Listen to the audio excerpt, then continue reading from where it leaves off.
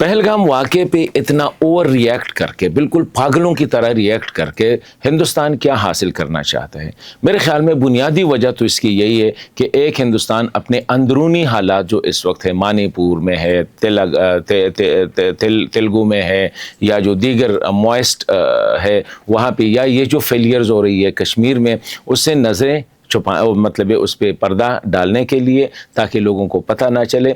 अपनी इंतहाई बड़ी नाकामी को हिंदुस्तान अपने आप को एक ताकतवर पेश कर रहा है, लेकिन ये जो वाक़या हुआ मिलिट्री बेस से हार्डली 1 किलोमीटर के फासले पर, बड़ा स्ट्रेटिजिक जगह पे, क्योंकि यहाँ से हर साल जो है लाखों यात्री श्री अमरनाथ केव, जो होली टेम्पल है, वहाँ पे जाते हैं लॉर्ड शिवा के साथ जो उनका मुंसलिक है।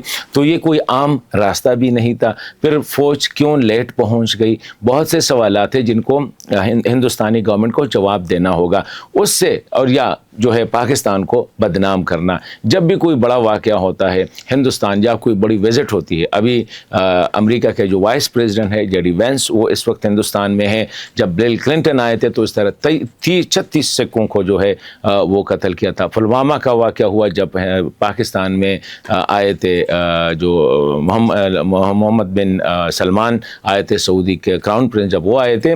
तो इस किस्म के वाक़यात जो है हिंदुस्तान पाकिस्तान के लिए नहीं है। और ये जो बुखलाहट है अभी, जो वो बड़ी शद्दमत के साथ जो है कहते हैं हम बदला लेंगे, पाकिस्तान ने मेरे ख़्याल में ये उनका बहुत सुना है।